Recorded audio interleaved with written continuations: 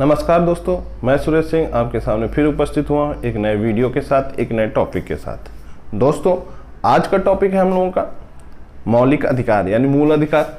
इसका हम लोग भाग 1 पढ़ लिए थे। भाग 1 में हम लोगों ने मौलिक अधिकार के कुछ इम्पॉर्टेंट फैक्ट थे, इम्पॉर्टेंट तथ्य थे, उनको हम लोगों ने पढ़ लिया था।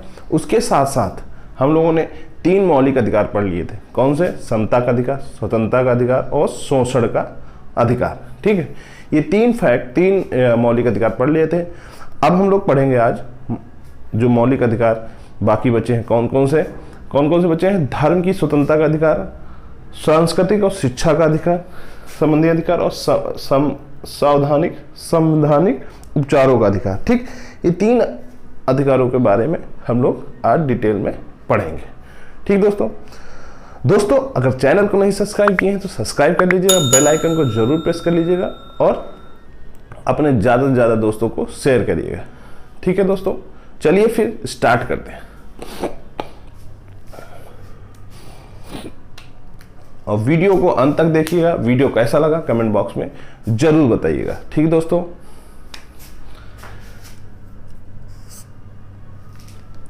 धर्म की स्वतंत्रता का अधिकार। धर्म की स्वतंत्रता का अधिकार भाग 3 का चौथा आपका मौलिक अधिकार है। इसके अनुच्छेद हैं, अनुच्छेद 25 से 28 के बीच में वर्णित है। अनुच्छेद 25 से 28 के बीच में वर्णित है क्या? धर्म की स्वतंत्रता का अधिकार। अब धर्म की स्वतंत्रता का अधिकार जो है वो अनुच्छेद 25 में क्या कह रहा है? इसमें क्या कह रहा है? ये ऐसा धर्म की स्वतंत्रता का अधिकार, ये अधिकार ऐसा मौलिक अधिकार है जिसमें आपके धर्म की जो उपासना की जाती है, जो उनके सिस्टम है, उसमें अधिकार देता है। उस अधिकार के बारे में हम लोग जानेंगे। अनुच्छेद 25 में क्या कह रहा है? अनुच्छेद 25 में कह रहा है धर्म को मानने, आचरण करने और प्रचार करने की स्वतंत्रता। अनुच्छेद 25 क्या कह रहा है कि किसी भी व्यक्ति को, किसी भी संस्था को, किसी भी कार्यकारिणी संस्था को उसे धर्म मानने की पूर्ण स्वतंत्रता होगी। वो किसी भी धर्म को मान सकता है। ठीक, लेकिन राज्य और कोई संवैधानिक पद या फिर कोई कार्यकारी अधिकारी या कोई भी गवर्नमेंट का एम्प्लॉय वो धर्म को व्यक्तिगत रूप से मान सकता है, लेकिन पद के रूप में नहीं मान सकता। क्यों? क्योंकि राज्य जो है हम लोगों का, यानी देश, संघ, राज्य, ये सब संविधान में धर्म, किसी विशेष धर्म को नहीं मानने वाला व्यक्ति है। वो संविधान को मानने वाला व्यक्ति है। ठीक है, संविधान को मानता है, इसलिए धर्म की कोई जगह नहीं। लेकिन व्यक्तिगत रूप से धर्म की स्वतंत्रता है, धर्म को मानने की, उन्हें आचरण करने की स्वतंत्रता दी गई है। ठीक है, उनका प्रचार प्रसार करने की स्वतंत्रता दी गई है अनुच्छेद 25 के अकॉर्डिंग। ठीक है, अब धर्म को मानने वाले कैसे? किसी भी धर्म को मानने का मतलब अपने व्यक्तिगत रूप या अपने पारिवारिक या अपनी संस्था द्वारा, जो प्राइवेट हो, उस संस्था द्वारा किसी भी धर्म को वो मान सकते हैं और उसका प्रचार प्रसार कर सकते हैं। ठीक है, अनुच्छेद 26 में क्या कह रहा है? अनुच्छेद 26 में कह रहा है धार्मिक कार्यों के प्रबंध की स्वतंत्रता। अब जैसे कोई भी धर्म है, उसमें कई प्रोग्राम होते हैं, कई कार्यक्रम होते हैं, उन कार्यक्रमों की प्रबंध करने की स्वतंत्रता है। ठीक है, जैसे आप देखते होंगे कि जगह जगह लोग अपने अपने धर्म के प्रचार प्रसार करने के लिए या उनके कार्यक्रमों या उनकी पूजा करने के लिए या उनके इबादत करने के लिए क्या होता है कि एक अपना जो पैटर्न होता है उसको मानने की एक व्यवस्था कर लेते हैं, उसका उत्साह मनाने के लिए व्यवस्था कर लेते हैं। उस उत्साह को धार्मिक कार्यों के प्रबंध की स्वतंत्रता है, मतलब उनकी प्रबंध करने की स्वतंत्रता है। ठीक है, ये आप देखते ही होंगे भारत देश में, तो ये अक्सर देखने को मिल जाता है कि हर दिन कोई ना कोई उत्साह मनाया ही जाता है। ठीक है, तो धार्मिक कार्यों की प्रबंध की स्वतंत्रता है। अनुच्छेद 27 क्या कह रहा है? अनुच्छेद 27 कह रहा है किसी विशिष्ट धर्म की अभिवृद्धि के लिए करों के सदाए के बारे में स्वतंत्रता। जैसे किसी को अपने संस्था द्वारा अपने धर्म की स्वतंत्रता के लिए जो कर वसूलते हैं, विशिष्ट धर्म की अभिवृद्धि के लिए करों की संदेह, मतलब कर जो वसूलते हैं या कर लगाते हैं, वो भी उनके बारे में स्वतंत्रता है, ठीक है। लेकिन पूर्ण स्वतंत्रता नहीं दी गई है, क्योंकि कोई प्राइवेट संस्था या कोई प्राइवेट जो है आपकी संस्था है वो आपको वो कर लगा सकती है, लेकिन सभी कर नहीं लगा सकते। देश कर नहीं लगा सकता, संविधान के द्वारा कर नहीं लगाया जा सकता। क्यों?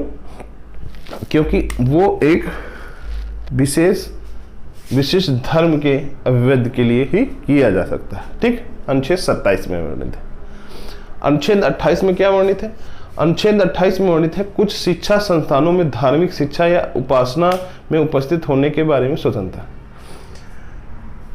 यहां पर यह बताया जा रहा है अनुच्छेद कुछ शिक्षा संस्थान, ध्यान दीजिएगा, कुछ शिक्षा संस्थानों में धार्मिक शिक्षा या उपासना में उपस्थित होने के बारे में स्वतंत्रता। जो निजी तौर पर कॉलेज स्कूल ये खोलते हैं या कोई संस्था द्वारा कोई संस्थान, शिक्षा संस्थान खोला जाता है, ठीक है, कोई धार्मिक संस्थान द्वारा कोई खोला जाता है, उस कंडीशन में धार्मिक शिक्षा दी जा सकती है और उनकी उपासना में उपस्थित होने की स्वतंत्रता दी जाती है। जैसे हर धर्म के लोग अपने एक संस्था द्वारा एक स्कूल या एक कॉलेज चलाते हैं या एक संस्थान चलाते हैं जिसमें शिक्षा प्रदान की जाती है, जैसे मदरसा हो गया, ठीक है। उन सब में क्या है कि उन्हें अपनी धार्मिक शिक्षा का और उपासना की करने की स्वतंत्रता दी गई है अनुच्छेद 28 में, ठीक। अब आते हैं मौलिक अधिकार 5वें में, जिसमें क्या दिया गया? संस्कृत और शिक्षा संबंधी अधिकार। संस्कृत और शिक्षा संबंधी अधिकार। अनुच्छेद 29 में यह कहा गया है कि अल्पसंख्यक वर्गों के हितों का संरक्षण। अल्पसंख्यक वर्गों के हितों का संरक्षण। देखिए अनुच्छेद 29 में क्या कहा गया कि अल्पसंख्यक किसी संविधान में कोई शब्द वर्णित नहीं है, ठीक है। ये पहला शब्द है जिसमें वर्णित है, तो अल्पसंख्यक की कोई विशेष परिभाषा नहीं दी गई है, लेकिन सामाजिक तौर पर और संवैधानिक तौर पर उसको एक परिभाषित रूप में दिया गया है कि अल्पसंख्यक वो वर्ग होता है जिनकी संख्या कम होती है, ठीक। तो उनकी हितों की संरक्षण के लिए एक मौलिक अधिकार बनाया गया है जो राज्य को है, ठीक है, जो राज्य को है और उनकी संस्थानों को है, उनके पदाधिकारियों को है कि अल्पसंख्यकों के हितों की संरक्षण किया जाए, ठीक। अनुच्छेद 30 में आते हैं। अनुच्छेद 30 में क्या है? अनुच्छेद 30 में है आपका शिक्षा संस्थानों की स्थापना और प्रशासन करने की अल्पसंख्यक वर्गों का अधिकार। अब अल्पसंख्यक वर्गों के हितों की संरक्षण तो हो गया, लेकिन अब उनकी शिक्षा का स्थापना, जैसे कि कोई वर्ग होता है, कोई विशेष वर्ग होते हैं, उनकी शिक्षा के लिए व्यवस्था करना और उनकी प्रशासन में अल्पसंख्यकों वर्गों का प्रशासन में भी अल्पसंख्यकों का अधिकार देने का स्वतंत्रता है, ठीक है। ये आपके जो है ये है राज्य द्वारा उनको दिया जाएगा स्वतंत्रता, ठीक है। शिक्षा और संस्थानों की स्थापना और प्रशासन करने की अल्पसंख्यक वर्गों का अधिकार दिया गया। अब आते हैं अनुच्छेद 31। अनुच्छेद 31 जो था वो क्या था? यह मौलिक अधिकार 7 था, ठीक है। इस मौलिक अधिकार में क्या किया गया? संपत्ति का अर्जन करने का अधिकार था। ये एक स्वतंत्रता थी, संवैधानिक स्वतंत्रता थी, मौलिक अधिकार था कि हम चाहे जितना संपत्ति अर्जन करें वो मेरे पैसा होगा, टैक्स पे या फिर छिपाने का अधिकार था। इस मौलिक अधिकार को 44वें संविधान संशोधन द्वारा 1978 में एक विधिक अधिकार बनाकर 300 का अनुच्छेद 300 का में जोड़ा गया, ठीक। एक विधिक अधिकार बनाकर 300 का में जोड़ा गया। अब ये मौलिक अधिकार नहीं था, ये सिर्फ एक आपका विधिक अधिकार हो गया। आते हैं छठे, संवैधानिक उपचारों का अधिकार। ये मौलिक अधिकार छठा है जो आखिरी। इसमें क्या कहा जा रहा है, अनुच्छेद 32 में बताते हैं भाग 3 में प्रदत्त अधिकार, यानी मौलिक भाग 3 कौन सा है, मौलिक अधिकार।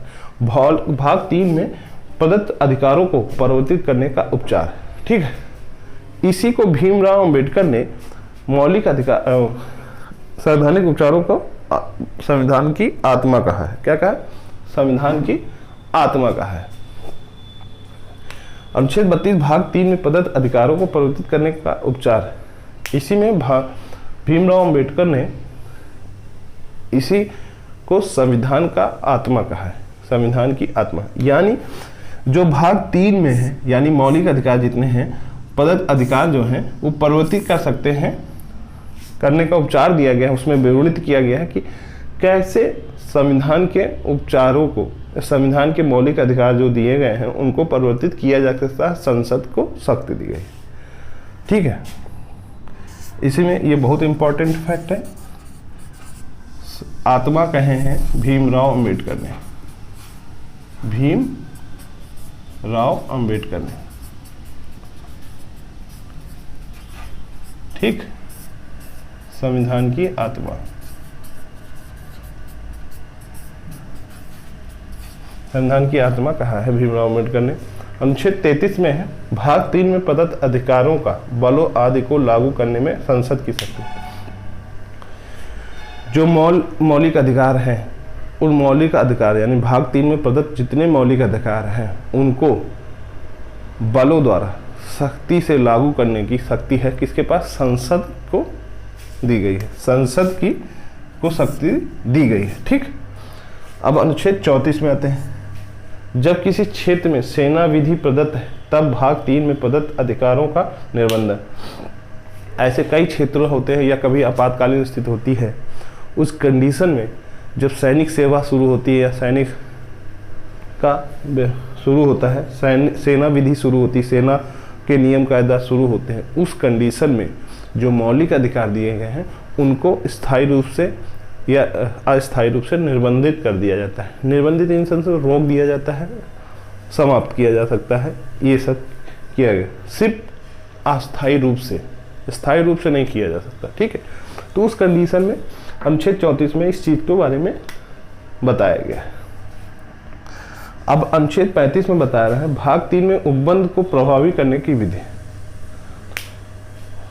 भाग 3 में जितने आपके मौलिक अधिकार उनको प्रभावी करने का विधान है, कैसे प्रभावी कर सकते हैं, किस तरीके से प्रभावी कर सकते हैं, इन सब चीज़ों के बारे में अनुच्छेद 35 में बताया गया। इस तरह हम लोगों का मौलिक